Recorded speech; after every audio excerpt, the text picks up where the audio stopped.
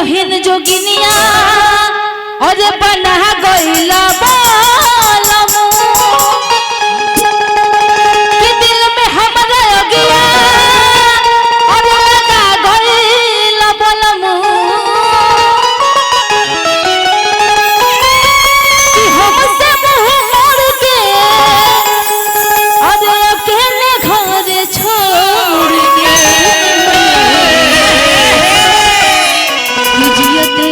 जी हमके अरे माँ गई बोलुआ। देखी जा एक जना के यही ठंडी में शादी भइल बा और उनके पति कमाए गए बड़े प्रदेश में दिल्ली चल गए ने और कहा तरी अरे गवना करा के कि राजा चल गइला बहारवा अरे वही बना तो चल जाई अरे हमहू नई हारवा कि गवना करा के राजा चल गइला बहारवा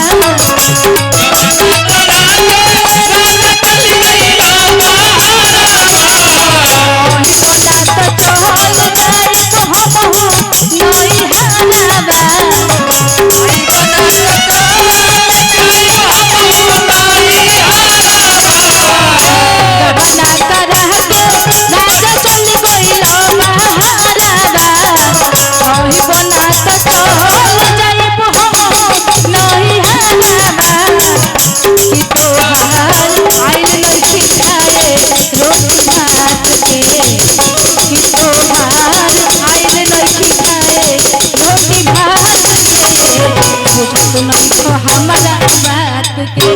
तोहार आई नहीं खिखाए रोटी भात के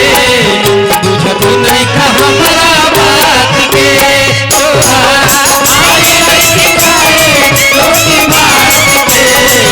बुझत नहीं का हमारा बात के कैसे बनी कैसे बनी होला कैसे बनी फुलौरी बिना चटनी कैसे बनी फुलौरी बिना चटनी कैसे बनी तोहार होला कैसे बनी फुलौरी बिना चटनी कैसे बनी फुलौरी बिना चटनी कैसे बनी तोहार आई नहीं खाए रोटी भात के बुझत नहीं का हमारा बात के तोहार आई नहीं खाए रोटी भात के बुझत नहीं का हमारा बात के और कहा तरी ए राजा जी सुना तरी आ रोजे गोतिनिया घर में मोर बसाने सूत रोजे गोतिनिया घर में मोर बसाने सूत जोहता जवानी ओ सरे में दिया मुदे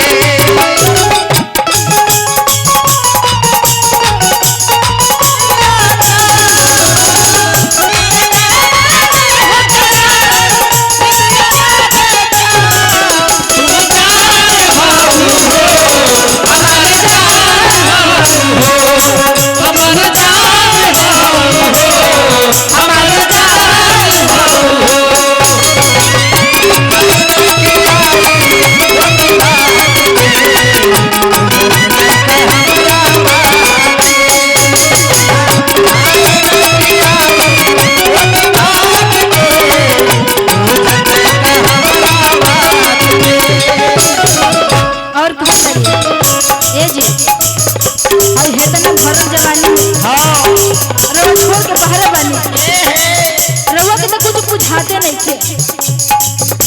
अरे लूटे ले लहा